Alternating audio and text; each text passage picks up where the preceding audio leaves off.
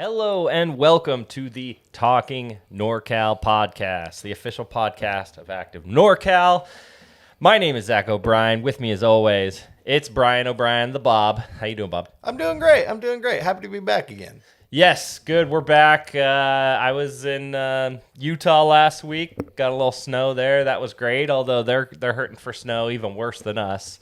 And I was in Arizona. You were in Arizona? Hurting for precipitation Yes. as well. So we're finally getting some. If you look outside, it's raining, it's snowing. The old man is snoring. Is that how it goes? I don't know. But anyway, we are back, and we are back with another great episode of the Talking NorCal podcast. First, this podcast is brought to you by the Active NorCal magazine. Listen, do you like going outside in Northern California? Do you like leaving your house even on occasion? Well, if you do, the Active NorCal magazine is perfect for you. We are putting out at least 2 issues per year, and this is exclusive content about all outdoor recreation that you can do in Northern California. If you've left your house in the past year and you live in Northern California, this magazine is for you. So we have a great promo code for all the listeners of the Talking NorCal podcast. You won't hear this promo code anywhere else except for this podcast. Use the code Talking NorCal when you subscribe to the magazine, and you will get $10 off a $30 annual subscription. So that it's just $20 for the subscription. It's a great price. So use it, buy it. Active NorCal magazine. We have a great episode today. I spoke with Ryan Meinzer. He is the founder and CEO of FlyTahoe, which we've talked about on this podcast. He is trying to bring an electric flying boat, sort of. I'll let him describe it, but electric flying boat to transform transportation around Lake Tahoe. It's an electric idea, if you ask me. It's very electric. He's a very smart guy. He's got an uphill battle, but I love his vision, and I love what he's trying to do in a lot of different ways. So that interview is coming up, but we have a lot to talk about in terms of water. So let's get to the podcast with the Tahoes, hella NorCal. NorCal, we're hella NorCal, and I could spend all day just chilling in the South Bay. We're NorCal, we're hella NorCal, and Darren knows how to do to kick it down in Santa Cruz. We're NorCal, we're hella NorCal, and we get a little cray-cray when we visit the East Bay. We're NorCal, we're hella NorCal. Okay, it is the beginning of February. Donald Trump is now president, and he has entered the water wars of California. It's been quite a wild week.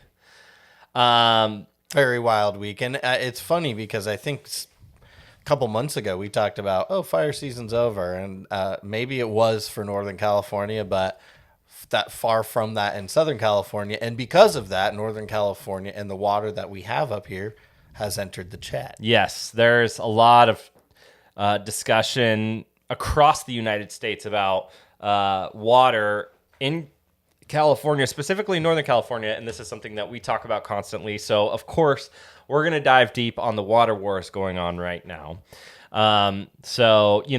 Trump came into office and he signed all of these executive orders, and one of them, actually, I don't know if this was an executive order, but one of them, he ordered the release of water from 2 dams in California, water releases from the Kauai and the Success Lakes in the San Joaquin Valley. And essentially, these are federally run dams. So I think the point was to say, hey, the federal government owns these dams. We're releasing the water because this is what I want to do. Okay.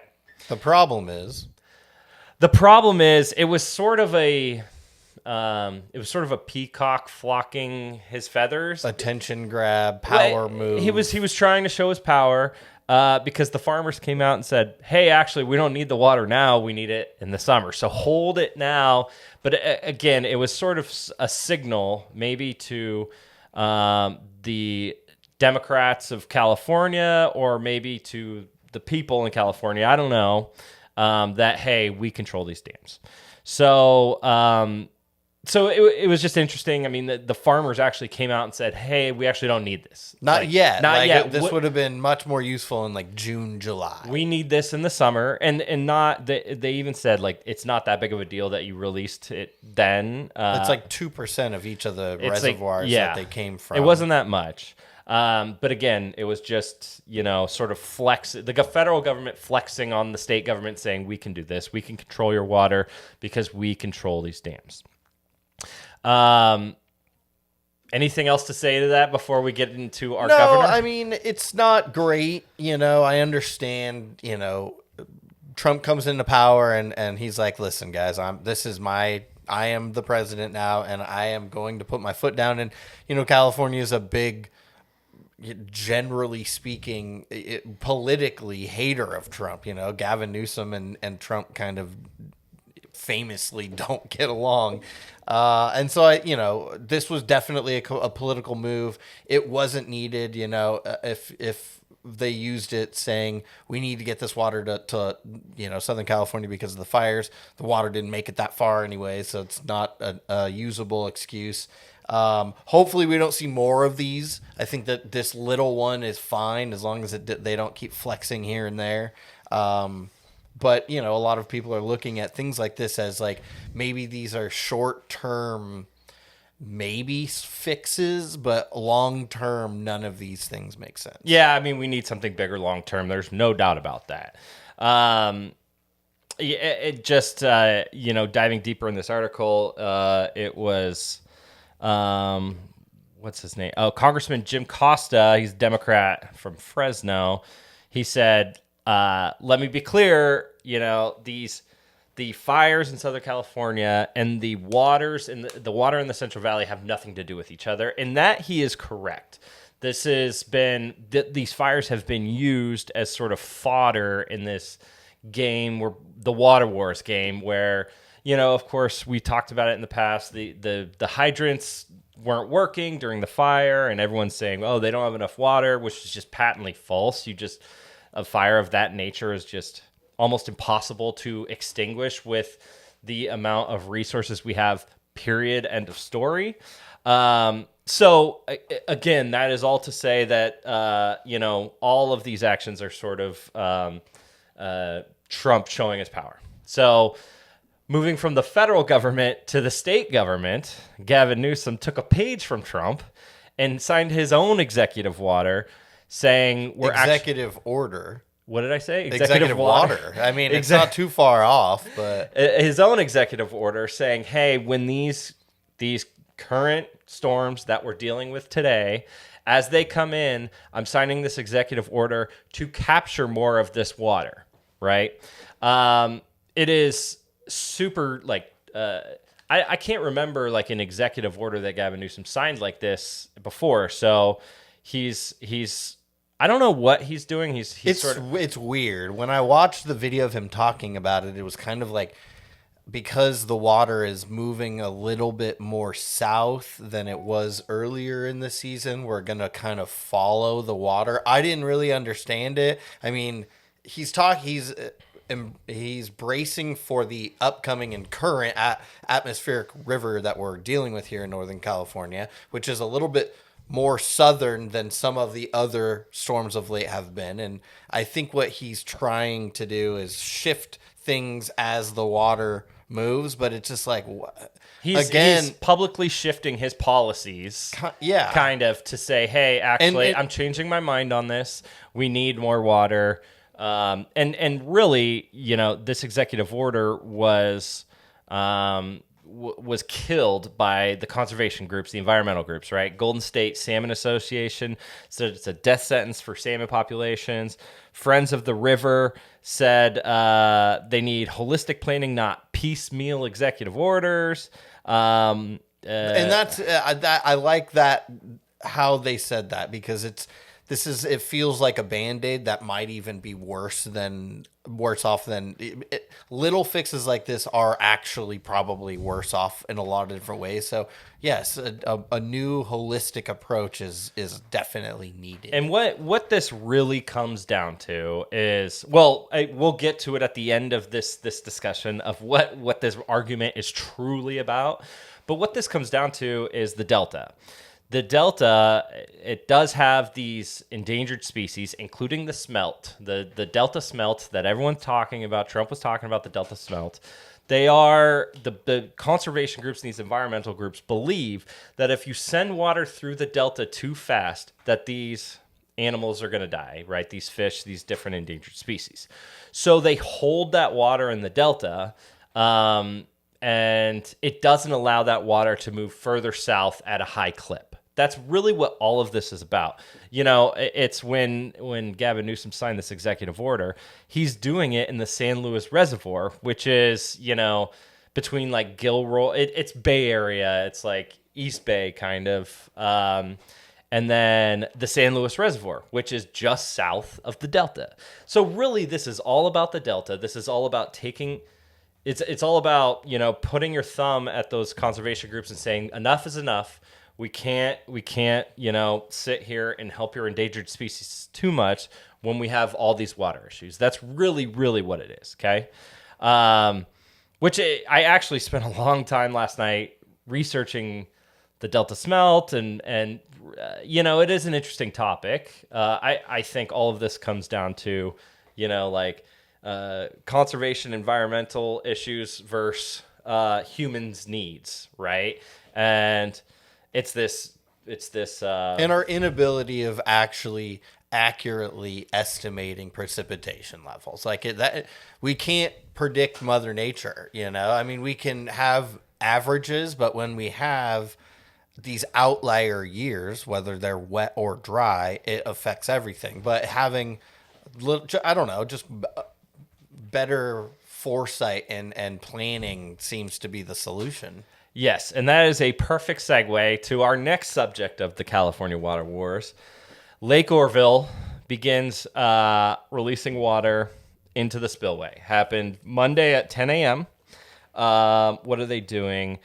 120 CFS runoff out of Lake Oroville into Feather River. And essentially, this is them saying, look, you know, the lake's getting really high. We're worried about the incoming storms. So we're going to, you know, be cautious and release this in anticipation. Because if a huge atmospheric river comes in and you don't have enough storage, guess what? The lake overflows. So this is definitely I would say, a conservative decision. The question is it too conservative? Are we releasing too much water too early? And again, that comes down to it's impossible to accurately predict exactly how much rain is going to land. Yeah.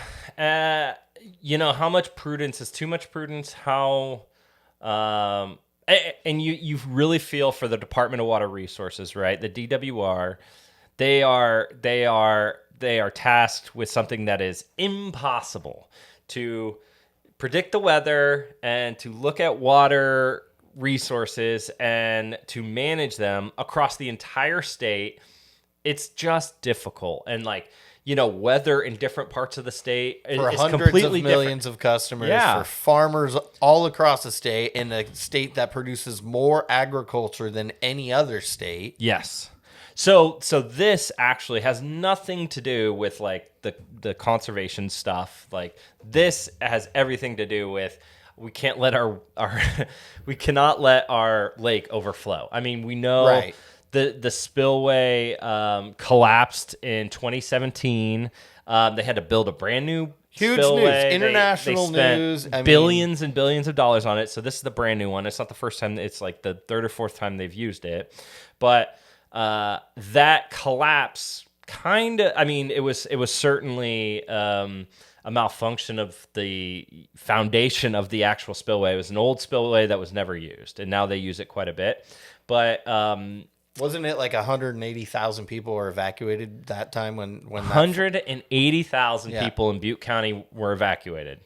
So it's like this is serious stuff, you know, like you cannot let water levels get too high to where it's causing humans to have to evacuate or die or all their property be lost, right? So, you know, is prudence good in this situation to help human life? Probably, right? Although I get the argument against it, I certainly do. Congressman Doug LaMalfa, he recently he went on Facebook and he's in front of the spillway watching the water come down, and he had a couple things to say. Do we want to listen to just a little bit of this? Yeah, let's listen to the video. Well, here we go. They've started releasing water out of Lake Oroville from the spillway, probably about 20,000 cubic feet per second. I hear they're going to ramp it up to 50,000 within a day or two. And that's about what's coming into the lake, 55,000. And that represents over a 24-hour period at 50,000, 100,000 acre feet into the lake. Right now, the lake has 800,000 acre feet of storage in it left.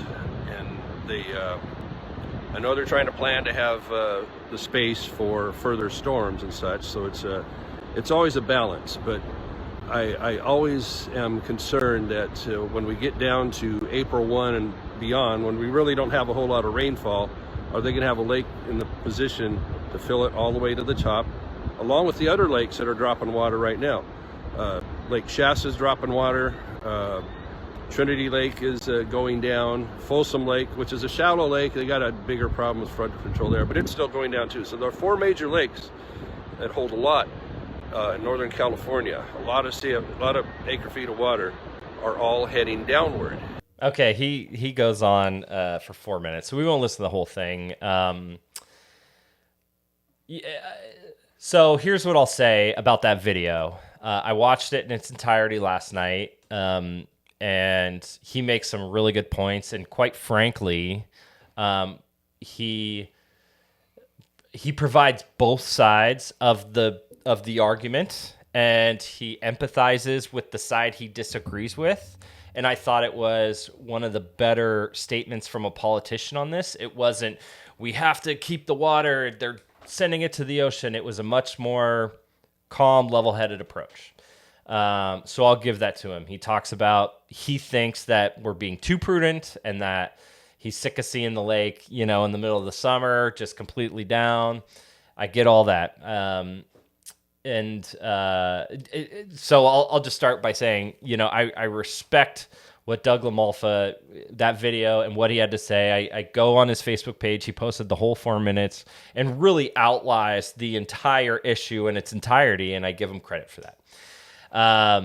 Doug LaMalfa, he's assemblyman for the 2nd District. He is an Oroville native, so he knows that lake very well.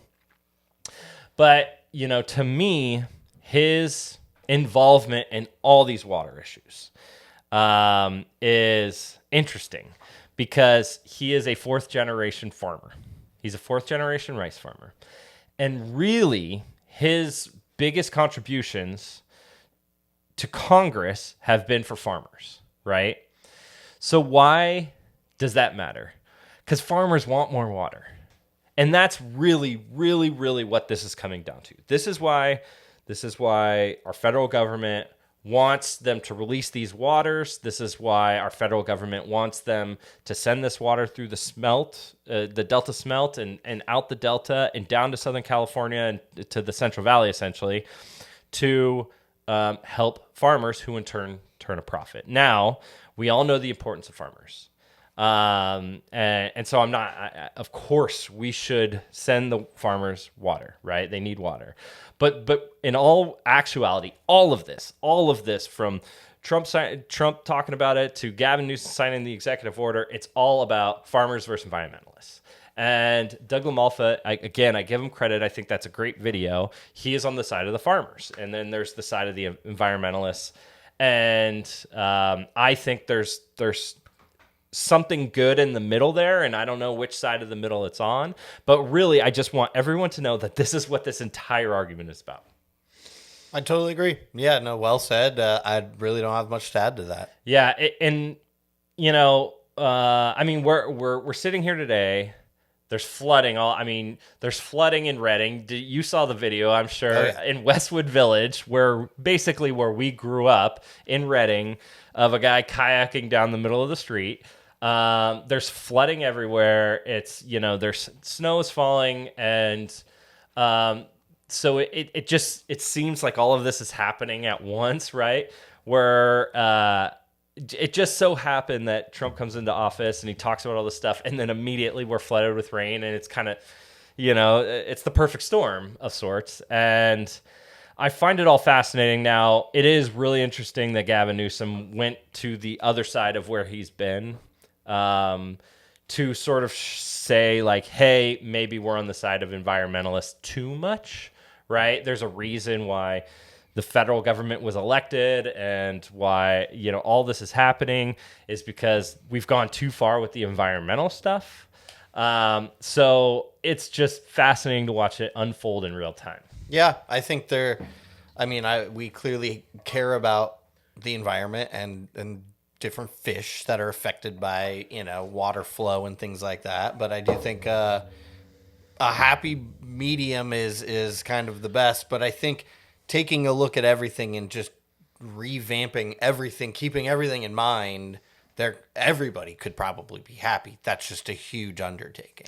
Yeah, and I look at this Doug LaMalfa video and I say, okay, farmers and farming representatives want that water there for the summer, right? And my question is, like, say we push it to being not so prudent, and we teeter on the edge of the top of Lake Oroville or Shasta or whatever. How many years until a big issue happens? How many years until it overflows? How many years? I don't know the answer. None of us know it, because they've always been super prudent about the whole thing. For me, the question is, if it's full, how much can you release, and how quickly can you keep up with Mother Nature, basically, because keeping it, we'll just keep it at a lower level. No, we need that water. We need to keep it as full as we can. We just don't want it to overflow. And so, yeah, it's just a happy balance, but I do, Well, it's pictured, and again, I don't know. I that's a great question. I don't know how quick they can do it. I know, though, that let's say it's April, it's late April, the snowpack is melting, and all of a sudden we get 3 atmospheric rivers, April showers, right? And the lake is full. Like, I think that would be an issue. So, you're really trying. What if we get a ton of snow between now and the end of March, and we have this giant snowpack, and then it just starts raining in April? So that's again, I don't know.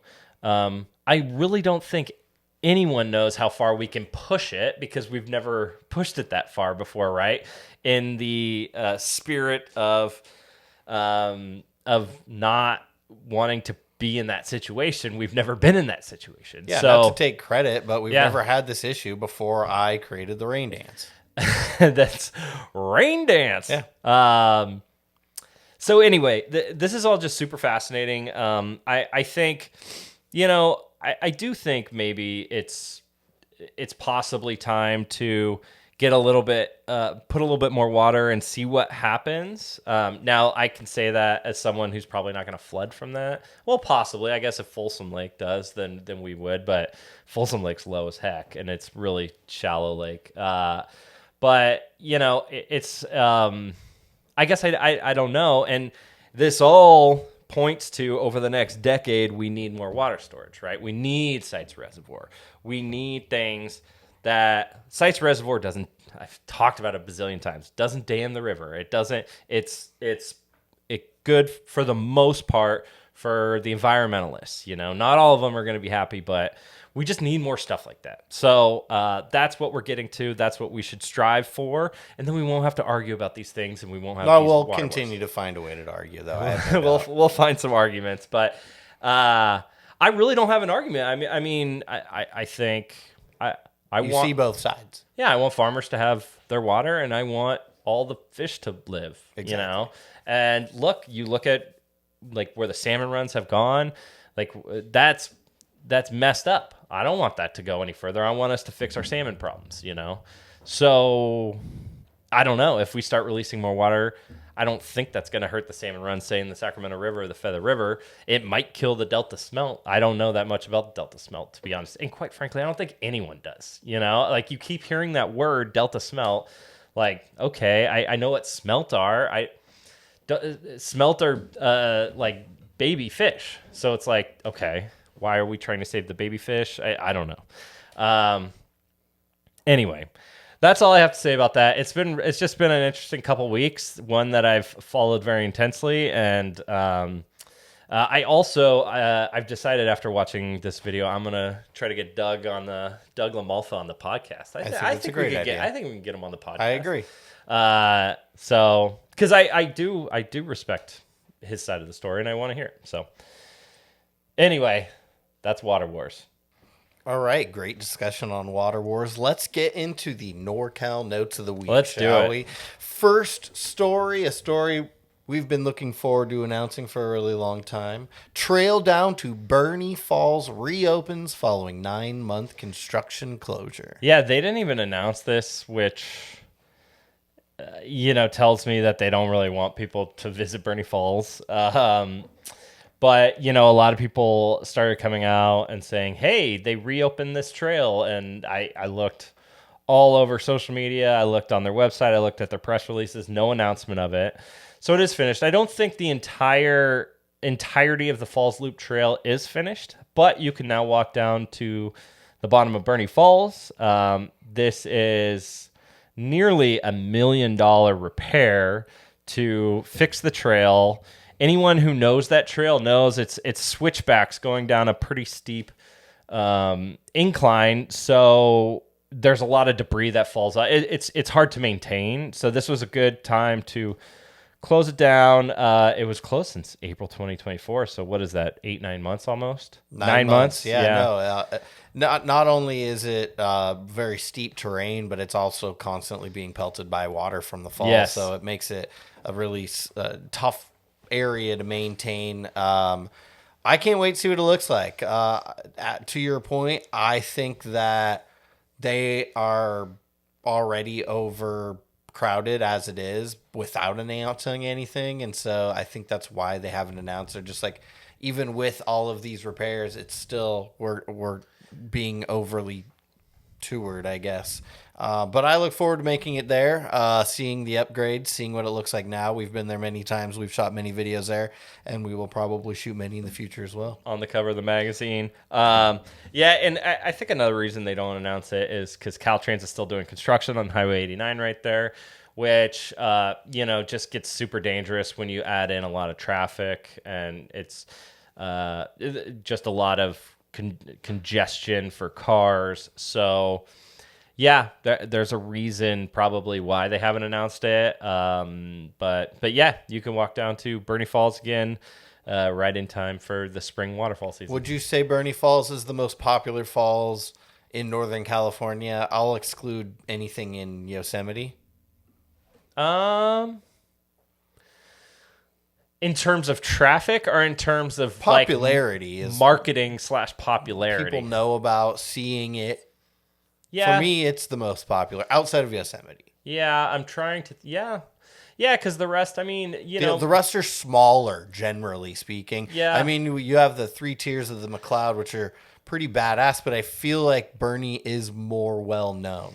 Yeah, Burney's definitely more well known. I'll say yes. From, I don't, come summer, I think McLeod Falls is very popular. It's not a state park, so, there's no entrance fees. They don't I think when you combine the 3 waterfalls together, they get a ton of traffic, probably more than Burney Falls, just because there are 3 waterfalls in a short stretch. You can hike it, you can drive to the 3 all. So, but yeah, I mean, Burney Falls, it's the eighth wonder of the world. I think it's one of the biggest marketing attractions in California in terms of outdoors. Again, excluding Yosemite, I think Yosemite Falls is just you can see it from the valley of Yosemite, so it's kind of hard to put a number on that. Right. You know what I mean? You mentioned how popular the Three Cheers of the McCloud Falls gets in the summer, but I prefer it in the winter. When we hiked that on that snow day, one of the most epic hiking days we've ever had. We were out there for 2 to 3 hours, and we didn't see a single other person. No. That was crazy. And we were in a car that we shouldn't have been taking in the snow, and so we had to hike in further. It extended our hike, but we still did all three in the snow with camera equipment in a very reasonable amount of time. Yeah. No, I agree. I think people are trying to like fish it and swim in it and all that stuff, and so that's why they don't go in the winter. And also because that is also Highway 89, which is pretty crazy that both the like most badass waterfalls are on the same highway. But so that's that closes when it gets too snowy or there's chain controls or whatever, and they close, like we dealt with. They close the gate, so you have to hike in even further. So there's probably a lot of reasons why people don't go in there, but I'd say Burney Falls is the most popular waterfall in California. Speaking of popularity, next story. Popular Tahoe Mountain to open for winter ski season after master plan approval. Great news. So we actually have to edit this article here because they will not be opening this season for the ski season. They will open eventually, is what they've said. So Homewood Mountain Resort, they had amendments to their master plan, which was approved by the Tahoe Regional Planning Agency, paving the way for them to continue operations. So, for anyone who doesn't know, this has been a massively controversial issue. Homewood on the west shore of Tahoe is beautiful. It's a beautiful mountain. It's a beautiful resort. They claim that they cannot sustain their operations through just passes and public coming in. So they were trying to essentially do like a country club style thing where the people who live within the area, within the HOA, get passes and the public is excluded. Then they sort of went back on that and said, actually, we're going to do a hybrid where it's half people that live here and it's half public. Obviously, people were pissed off. I mean, that's a very expensive neighborhood. So you're excluding the locals essentially, and you're letting all the millionaires and billionaires who own homes there to basically have at it for themselves. So this new master plan is basically putting the kibosh on it. It's staying public, and they're reopening eventually. My guess is early next winter. Yeah, basically they needed to amend some things, and I guess the approval was basically they're gonna kind of let them go at their pace, I guess is how I understand it, like making the changes, but they have to check in like monthly about, their environmental impact and all of the finances that are coming in. So they're being, I guess, audited was probably a pretty good word, on a very consistent and regular basis, to keep them running. Now, to your point, updated. We don't know when they'll reopen, but there has been the plan to make that a more realistic thing is moving in the right direction, I guess. Yeah. It's interesting, and I have to shout out. I mean, there's a couple different organizations, but Keep Homewood Public has been really big in marketing for to not make it this private country club-esque ski resort, which I don't know of any in the world. I'm sure there's some, but we do know that rich people have bought a lot of the real estate in Tahoe, and that places like this, if they were to do it, it would basically mean these ski resorts would be unavailable to the normal public. So it's it's hard to wrap my head around like a country club for skiing, right? I'm sure there's one in the world. I've never heard of one. Sounds awesome. It sounds awesome if you're a part of it, right? Don't have to wait in lines. Golf in the summer, snowboard in the winter. Yeah. I mean, sign me up. So it was interesting, but again, like this that would force out all the locals. We talk about this type of stuff all the time, how locals are essentially outpriced of the things they want to do. The homes, the ski resorts are now astronomical prices.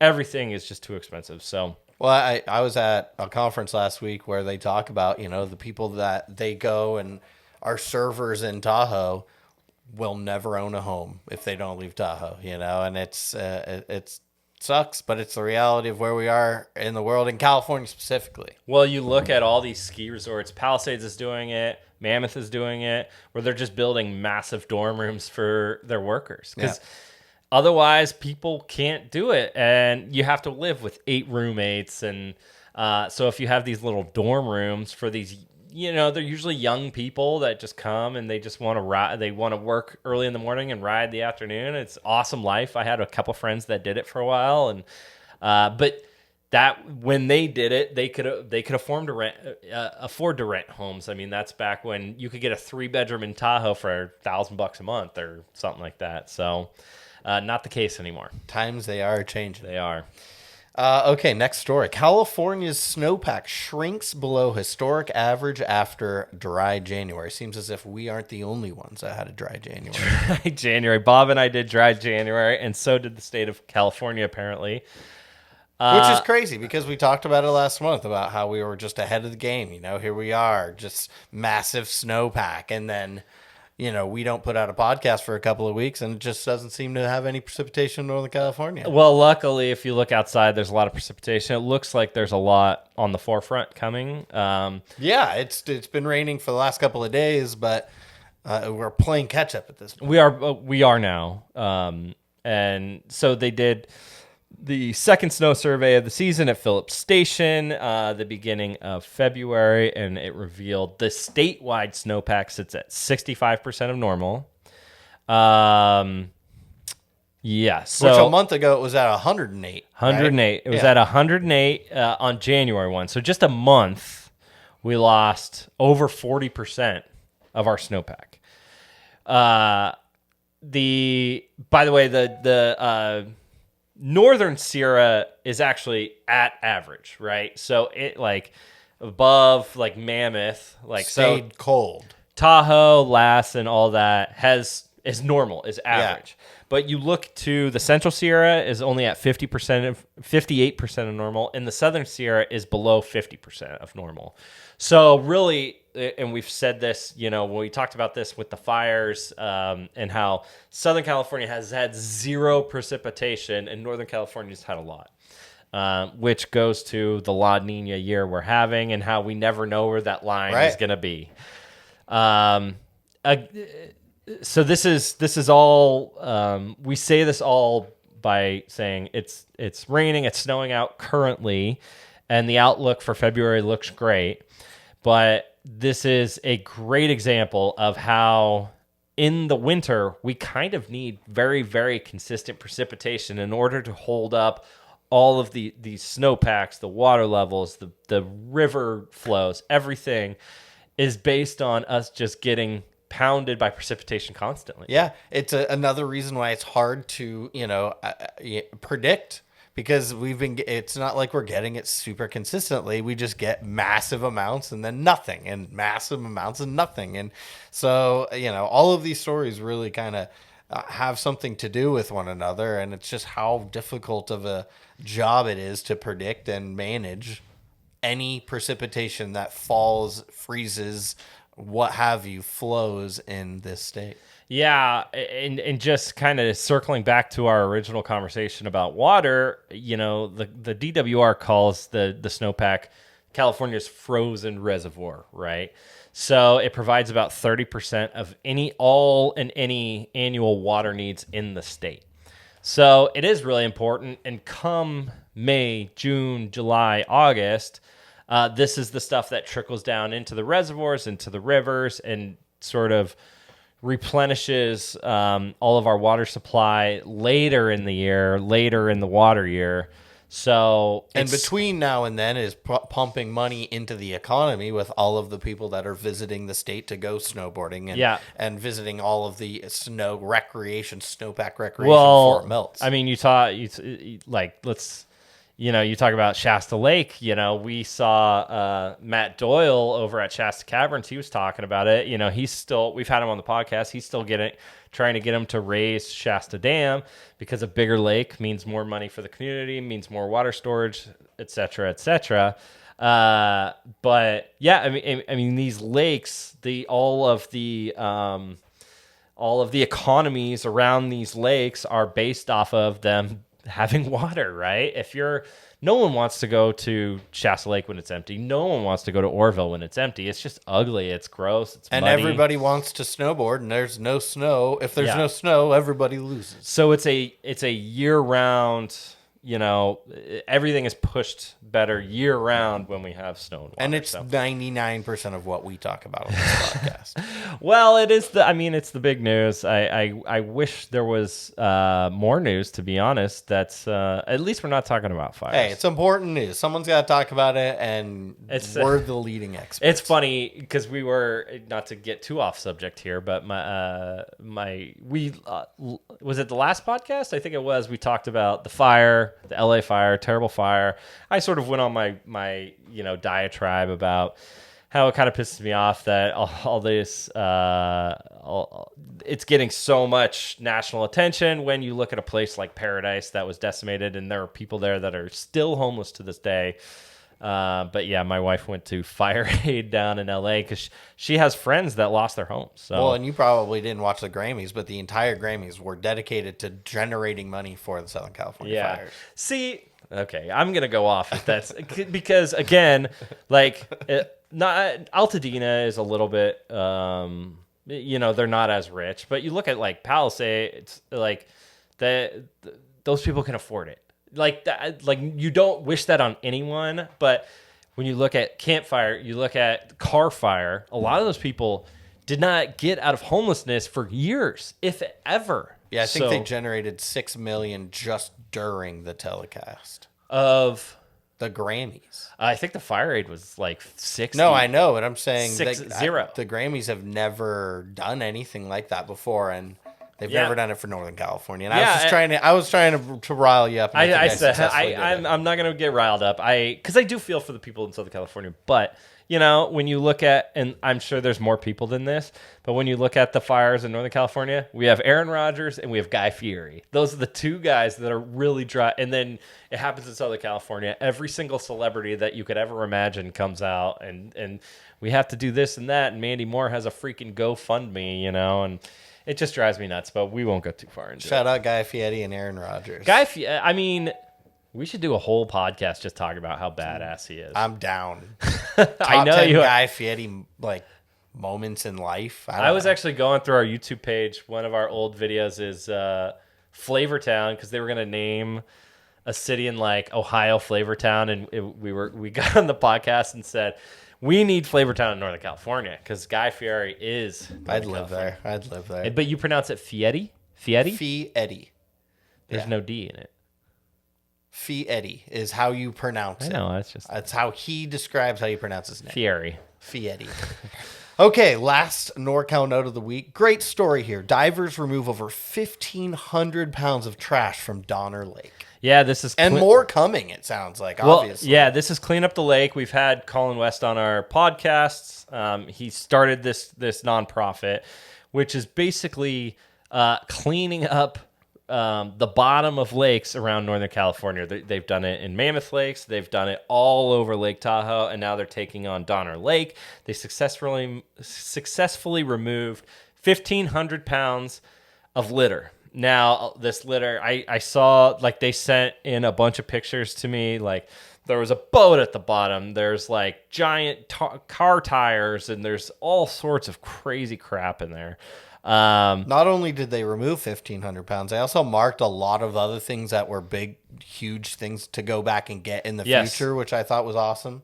Yeah, so we should probably have them back on the podcast. I mean, they opened up a little, I don't even know how to describe it, like a diving studio in North Lake Tahoe to teach people how to dive or to, help with equipment and everything. They're trying to really train and get more divers to be able to do more of these projects, both around Lake Tahoe and in the lakes around and Mammoth Lakes. So this is just a super cool program. We know about all the issues that we're having with the water in Lake Tahoe, and of course, cleaning up thousands and thousands of litter from the lake can only help. Including the giant cord that AT&T removed a month ago. Yeah. I mean, all these nonprofits are doing amazing work. But let's see. So they had 18 dives over 11 days. They uncovered 20 large litter items marked for future removal, like you mentioned.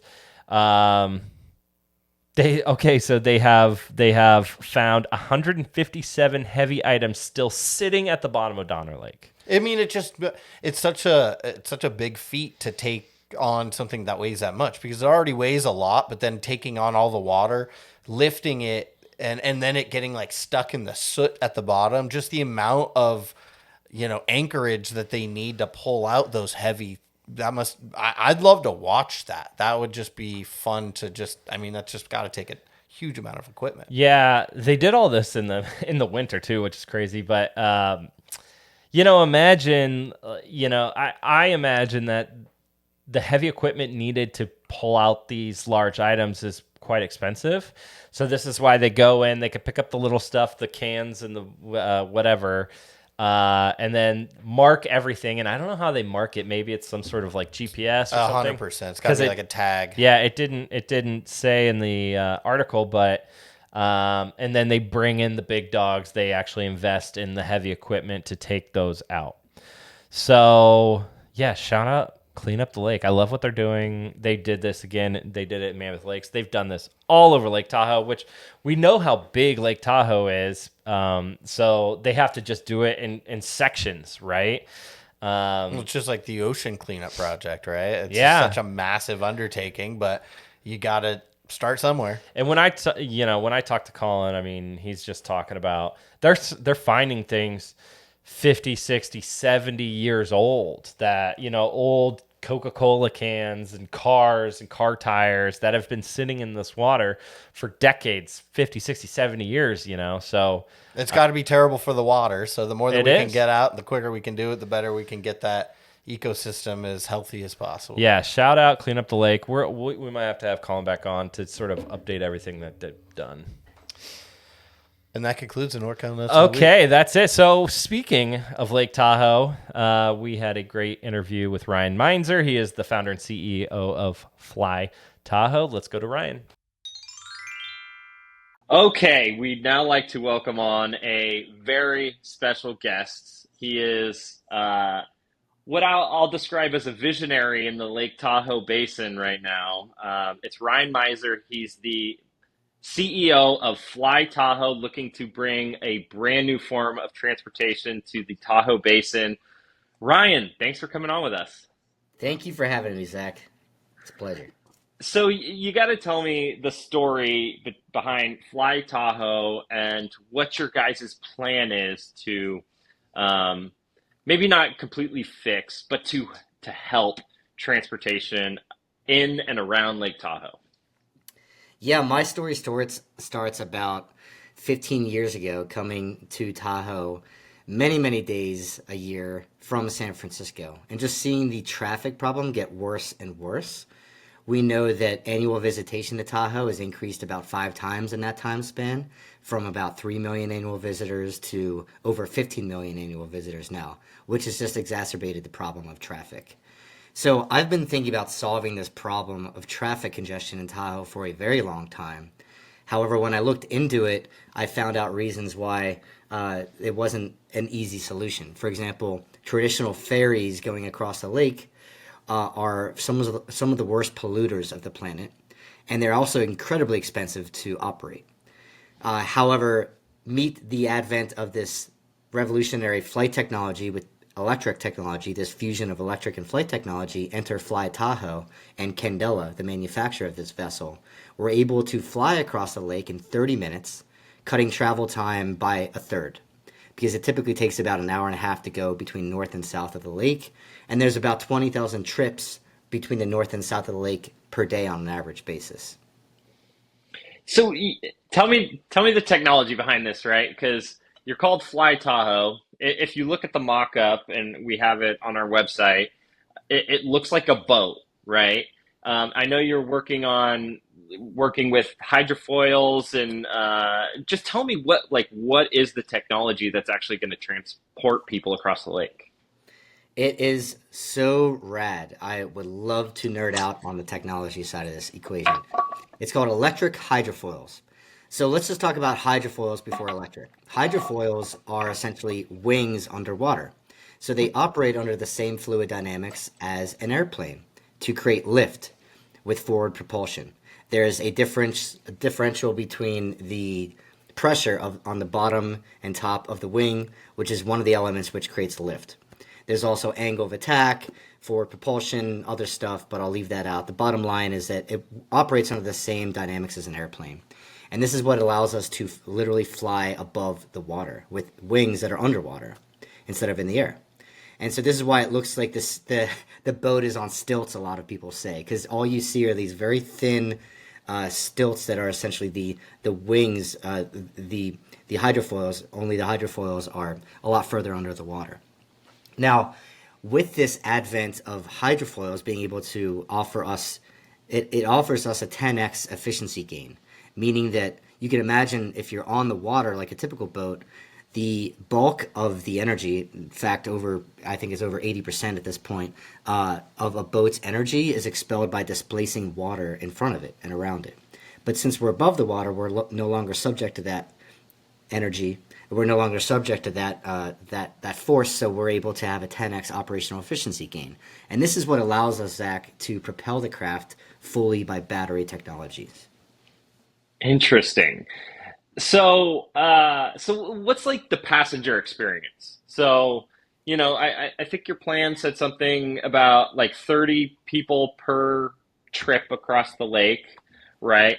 So what's their experience? They hop on the boat. Does it sort of feel like you're flying, and are you going 70, 80 miles an hour? Like, what's the actual experience of one of these? I keep calling it a boat.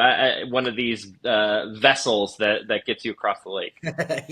Yeah. I mean, you call it a boat. It's a flying boat. It's a flying ferry. We call it an electric flying ferry. Other people have called it spaceship stuff. I don't know. You could call it anything. It looks like a spaceship, yeah. Or Yeah, on the spaceship mock-ups, on yeah. stilts, like a hovercraft. Other people, stuff like that.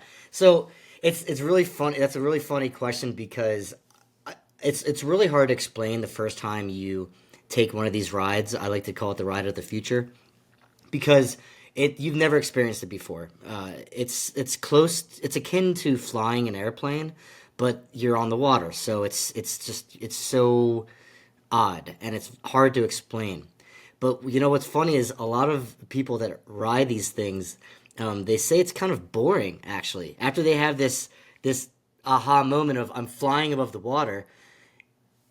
Because it's like an airplane, it's so smooth, it's so quiet. The battery technology makes it quiet. You're above the water, so you're impervious to the waves, which means it's as smooth as an airplane.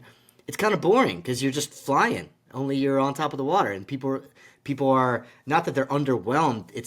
I love when I hear people say that. Oh, it's kind of boring because that's the idea, right? If you're like me, I get really seasick. Unfortunately, I cannot even ride the ferries in San Francisco, New York City. I'm from Philadelphia originally. So one of the kind of my personal aha moments with this technology was one of the first times I rode it. I was very skeptical of what I'd heard because of seasickness. I was like, oh no, I get really seasick. This is going to get me sick. I was not sick, and I have not gotten sick since. Your seasickness is not a problem. So this really opens it up from a customer experience standpoint to offer a very smooth ride that doesn't have seasickness, which a lot of people have, whether or not they're admit it or not, right? Yeah, yeah. That's so interesting. It's almost like you're standing just on the floor, right? Like, except you get to see the beautiful mountains go past Oh yeah. as you're going. Um, you obviously seem like a very smart guy, but I know you didn't conceptualize this. They're doing these flying ferries in other parts of the world, correct? Candela is the manufacturer, and all credit goes to them for the P-12 vessel that we are using to bring America's first electric flying ferry to Tahoe. That is Candela's marvel of technology and craft. They have they have worked so incredibly hard over the last 10 years to make this to bring this to fruition. So I cannot take credit for that. No. Uh, so very astute observation, and this has been actually in operation in Sweden for a little over 2 months. I believe, at this point it's off the waters because their waters over there are freezing. Unlike Tahoe's, being the second deepest lake in the nation, Tahoe does not freeze. So FlyTahoe will be a year-round service. But back to the Sweden side of the equation, they have been operating this ferry, the world's first electric flying ferry, for a little over 2 months as of October. Okay. So we know it works, right? And I didn't mean to not give you credit on the idea because obviously bringing this technology that they're using in Sweden to Lake Tahoe is brilliant, right? Because we know that one of the major environmental impacts on Lake Tahoe right now is car travel, and you talk to anyone at the League to Save Lake Tahoe, that's what they're most worried about is car traffic. Um, so I commend you fully because if you can actually pull this off, which I'm super rooting for you, Yeah. it's going to have enormous impacts on the lake. What's in your way? What's going to be the most difficult part of bringing this to Lake Tahoe? I would love to answer that question. Great question. I want to take it back to the League to Save Lake Tahoe. Sure, Was it, sure. if I could please, was it Yeah, Haley that you spoke with? Haley. Yeah. Yeah, Haley. So she is very articulate, and she hit on a lot of the not the sustainability side of the well, she did comment on sustainability side of the equation, but she more so commented on the pollution of the lake and obviously keeping Tahoe blue, registered trademark of the League to Save Lake Tahoe.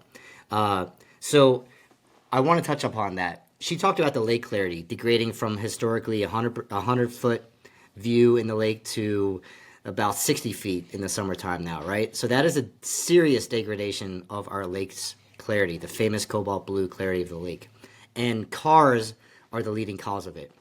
And it's not necessarily the emissions from cars. We think about emissions being carbon dioxide, nitrogen oxides, carbon dioxide and nitrogen oxides. These are emissions from fossil fuels. We can think of the leading cause for degradation of the lake clarity not necessarily with emissions, but in what's called particulates or road sediment. They are two almost in the same. So what this means is that when we drive our cars, agnostic of how they're propelled by gas or electricity, we are causing road sediment and particulates as well that is ending up in our lake through the watershed. As Haley mentioned, like when it rains or when it snows, you can envision this entire lake basin being a watershed, and it all ending up in our lake. Not only does this degrade the clarity of the lake, but it also leads to things like invasive algae growth, which is further causing spread of particular things such as aquatic invasive species. So this is a very not necessarily intuitive thing that I'm so glad you pointed out, because FlyTahoe, core to the tenet of our mission, is to not only just fix this traffic congestion problem, but to save our lake and to preserve the famous lake that we love by taking as many cars off the road as we can with zero emissions and just improving the lives of not only locals but tourists in our community. Yeah, I sort of look at the future talking to you and talking to Haley Hawkins. I live in Sacramento, so I could take a bus or the train into South Lake or North Lake. Then I can take the flying ferry across, and I could see almost the entire lake and take the bus or the train back without using a vehicle at all, right? Uh, right now, that is impossible, nearly impossible. So, Uh-huh. it's not only does it have environmental impacts, but it has real economic impacts and impacts for the visitors of the lake, right? Like it Right. can really help the experience of the lake. Um, I can so expound upon yeah, the sure. what you're mentioning here. The big vision here. You're making an astute observation again, Zach. That integral to the success of Fly Tahoe will be the success of other transit options such as first mile, last mile, microtransit, micromobility side of the equation. Parking is a huge element of this equation. Right now, you can take the train into Truckee, but how do you get from Truckee to the north of the lake, to Kings Beach or Tahoe Vista, where I'm so lucky to be right now? Well, there are two options. You could take the bus, but once 5 p.m. hits, you're out of luck. You're not getting it. You're not getting here. Ubers, Lyfts are very, very sporadic around here. We do have a service called Tart Connect in the north of the lake that is phenomenal. I take it on a daily basis, but right now it doesn't necessarily connect Truckee and the north of the lake. Hopefully it will soon. And when it does, you will be able to come from Sacramento to Truckee to North Lake Tahoe with Fly Tahoe, fly down to the south of the lake, ski at Heavenly, go to the casinos, see a show, have all that fun down in Heavenly, and come right back. Yeah, it's amazing. It's funny. I on Instagram, there's some meme page I can't remember, and they sort of say, "Should we put a subway in North Lake Tahoe?" And it was meant to be a joke, but I thought, man, I would just love to get around without having to worry about traffic, and so Yep. yeah, it's a good vision for the future of the lake for sure. Um, I'm wondering sort of about the business, your business that you're trying to get going here. Mhm. Um, what are what are your obstacles? Are you do you have financial obstacles? Are you trying to work with municipalities on grants? And I ask that mostly just in case anyone that's listening might want to help. Oh, thank you. Oh, I love that. Love that tee up. Yeah. Okay. So let's talk about some of the things directly ahead. Manufacturing, first and foremost. We must manufacture this craft in America per a 100-year-old law called the Jones Act, and this is mandated by the U.S. Coast Guard, which essentially means, Zach, that if you're transporting passengers of this capacity up to 30 from one U.S. port to another, that vessel needs to have been manufactured in America. And it also needs to be manned by American staff. So that is called the Jones Act. And Candela being a Swedish based company, obviously, we cannot build the craft in Sweden and just ship it over. So the U.S. factory of Candela is underway, where we will be building America's, I say we, they will be building America's first electric flying ferry for Tahoe, for Fly Tahoe. The demand is great for these. They've already sold a bunch of them, and I'm sure the demand is just going to continue to increase, especially in the United States after this factory is underway. So that's the first and foremost, manufacturing.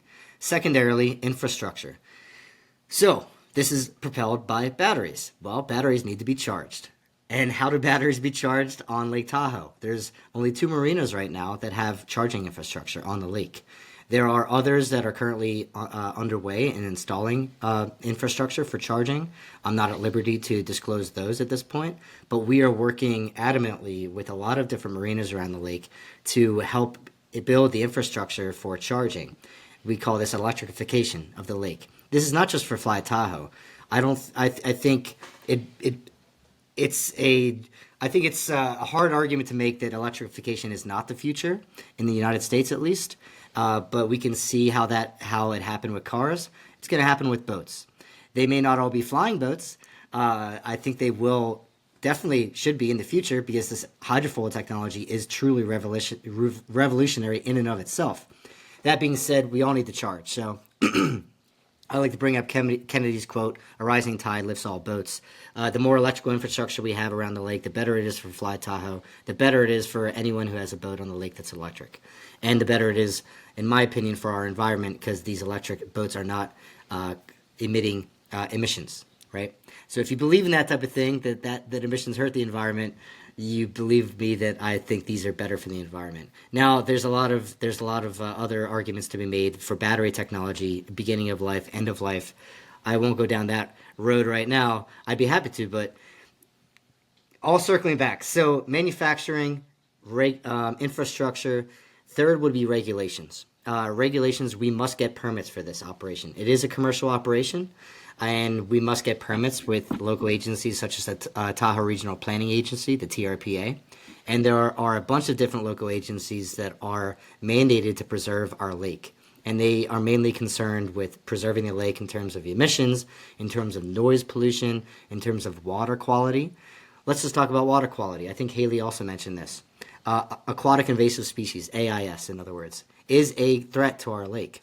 What happens is that these invasive species are getting into our lake from external boats or wakeboards or surfboards or stand-up paddleboards or kayaks, you name it, right?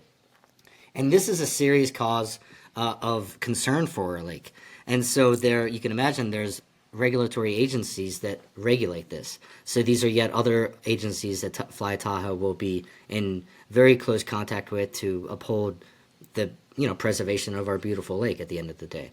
You mentioned funding. Thank you very much for bringing that up. Yes, while we're not disclosing the financial details of our contract with Candela to bring America's first electric flying ferry here, what I can say on the funding aspect, it's twofold. One, while one ferry moves the needle, a fleet of these ferries will make a much bigger impact. Because as I mentioned, there's about 20,000 trips a day between north and south. And this ferry, if it carries up to 30 people, makes 5 round trips, that's 300 people a day. That's doing some great work, but a fleet of these would make a much bigger impact. That's why we're always open to considering investments to scale our impact. On the second hand, I want to talk about grants, because there's some articles floating around that mention that our ticket price will be $50. It was taken a little bit out of context. It's more so that we want to make flying cheaper than driving. And if you think about driving on a per trip basis between North and South Lake, you're looking at about $50 all in cost of gas, maintenance, parking, insurance, you name it. That's where that $50 price point hit, because I think that is a competitive price point when you think about your alternative. At the same time, I don't think that is necessarily an affordable price point for locals that want to use FlyTahoe as a commuter service. We want to benefit the community, and that core to our tenets of our business is to help locals as well as tourists. So we want to bring that price point as low as possible. Let's even say to $25. To do that and to still remain a profitable business, we will likely grants will be incredibly beneficial. So while I'm not going to go into details about our profitability, I can tell you that this 10x operational efficiency gain does offer a revolution in potentially profitable enterprises for transit. FlyTahoe in particular, I argue, is a profitable enterprise, especially at that $50 price point. But we want to bring that price point down much lower, let's even say to $25, to still be a profitable business and make it affordable and accessible for all. And that is where grants, even subsidies and things like this, can really help. Yeah, and I think you make a really good argument for grants and subsidies, considering the overall environmental impact in a positive way that you'll have on the lake. Do you have sort of a bigger, let's say, like your 30,000 foot view of what it like? Do you want to just do one route across the lake, or are you looking at multiple routes across the lake eventually? Do you have a sort of a bigger vision, or is it strictly north to south? Love the question. North to south is where we can make the biggest impact, and that is why we're focused on that. The bigger vision is to have more routes, even smaller, shorter routes, and even, let's say, triangular routes.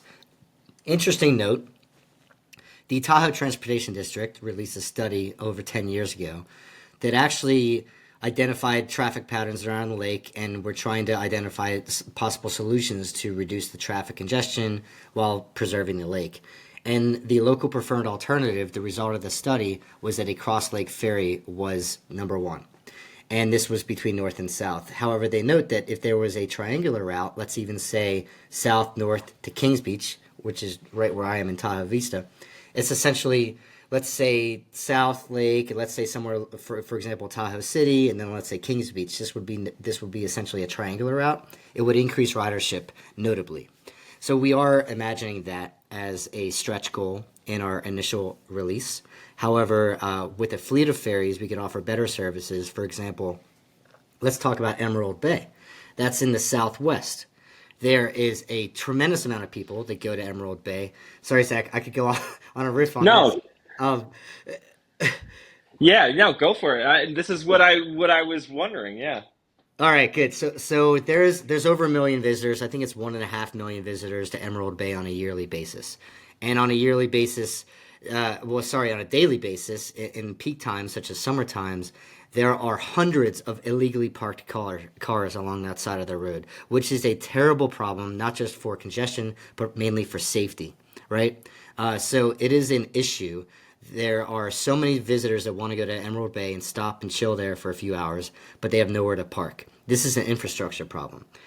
So what are solutions? Well, shuttles could be one, for example, solution, but if you've ever been to Emerald Bay, you know these windy roads are not, shuttles can't necessarily take those. I mean, hell, like I hope my mom doesn't isn't upset with me bringing this up, but when I was taking her on these windy roads, she was scared and she was terrified just in a car, right? Let alone That's Highway 89 right there, right before Emerald Bay. I just did it. I just did it last week. It's one of the scariest drives you're gonna be on in America. Yeah, I saw that. You turned lemons into lemonade. You took you needed to go to the DMV, but you turned. Oh, did you see? Yeah, yes. Yeah. I drove around the lake. Yeah, and I used to drive that 89 road in the winter when they open it very rarely in the winter. They did a lot more back in the day. Right. That's a scary road at points. It is scary. That if you don't respect that, you're in for some trouble for sure. Yeah. Oh yeah. We talk about FlyTahoe taking cars off the road, reducing traffic congestion. Let's think about Emerald Bay in particular, of how we can ungunk all of those cars illegally parked along the sides of the road and the traffic and the people walking. Well, a ferry service from, for example, south of Tahoe, zipping around through Emerald Bay would be a way that would help, right? Even better if we were able to unload, undock, and dock at Emerald Bay State Park. That's a whole other conversation, but that would be even better. That's definitely not necessarily, well, that's a whole other conversation. But sure. To answer your question, you can see how different routes can offer even more impact, and we can think about a route coming from south just to Emerald Bay alone, maybe even to Homewood, not even necessarily going north, to making a big difference. I mentioned the stat of 20,000 trips between the north and the south.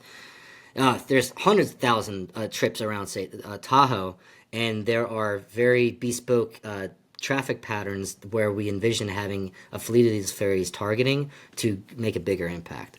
And this is just our vision for Tahoe with FlyTahoe. But you mentioned, like, what's our 30,000 foot view, right? So what is Tahoe is like 6,000 feet, right? So I'm telling you what our, like, 10,000 foot view is. But let's think about 30,000 feet. We're talking about on a global scale, half of the world's population live in a coastal city, nearly half. So you can imagine how this is really revitalizing waterways into our new eco-friendly, sustainable highways in a new, modern, eco-conscious world. And this is where this electric hydrofoil technology really is. It's the dawn of a new era of this sustainable, forward-thinking transportation world that we can live in, with hundreds, if not thousands, of these electric hydrofoil boats and ferries zipping all around our waterways in a sustainable, safe, eco-conscious way. Because, like, these cities, they're bound by infrastructure, right? Like, they can't build more. It's difficult to build more infrastructure. They've built as many highways on top of highways on top of highways as they can, right? But here we are with water surrounding half of the world's population underutilized. This is some of our oldest pieces of infrastructure, is waterways, unused. Not anymore. Yeah, that's and you know, I don't know what I know you're immediately thinking of Lake Tahoe, but obviously this technology. I mean, you think about the San Francisco Bay and how many people Oh yeah. commute across that bay. I mean, I don't know if people do it so much anymore after COVID, but you know those ferries from from Oakland and Tiburon and all those places, those are packed every single day. So it's something that if you could provide proof of concept on Tahoe, which I think right now has the best argument to implement this, then you can, easily bring it over to those more trafficked areas. Could not agree more. I think Yeah, Tahoe is the best place to start this, yeah, for sure. In the United States, you hit San Francisco. We can think about Miami, New York City, hmm even up there in like the DC corridor, like Annapolis. There's a lot of different areas in the United States that could really use this service, but I think Tahoe is the best. And one of the reasons I think it's the best is not just for the aforementioned traffic congestion problems that we're talking about and the very distinct problem that we have up here, but it's also just the eco-friendly sustainability focus of Tahoe. I mean, what lake on this planet has more of a community that is like eco-conscious, sustainable, forward-thinking, also adjacent to the tech hub of the world, San Francisco, right? So it's yeah. like there's all this awesome innovation happening right here, and I think Tahoe is just the perfect place to start this. And I feel so damn blessed, Zach, that Tahoe being my favorite place in the world, I am able to have such a marriage of purpose and profit with my new venture to make this happen. That's awesome. That's awesome, man. Well, I really support what you're doing. What's your backstory? You said you lived in San Francisco, and what sort of journey have you been on that's led you to this point in this venture? Woo! So I've been an entrepreneur my whole life. Innovation motivates me much more so than probably anything. I just love innovation. It kind of what gets me up every day. But my backstory comes from being an entrepreneur, having a startup in San Francisco, where I was the CEO of that startup. We built a language learning application that became the number one ranked iPhone application of the United States for language learning, and we sold that to a company called Babbel. So that was kind of my foray into tech right out of college, in deep tech. Well, I shouldn't say deep tech. It's my foray into tech. Right now we're doing deep tech. But so after that, I was a sales guy for Salesforce, where I was the top salesman there for a few years for my entire tenure there. And sales is probably my superpower, I'd argue. And then I did a bunch of product management for companies. I jumped back in entrepreneurship a couple of times, didn't work out. This is my fourth true effort into entrepreneurship. And, the first worked out, a couple didn't really work out. This is my fourth. So you can see my background spans from being an entrepreneur to being a sales guy. And I neglected to mention my most recent day job was a software engineer. I was a senior software engineer for SoftBank Robotics.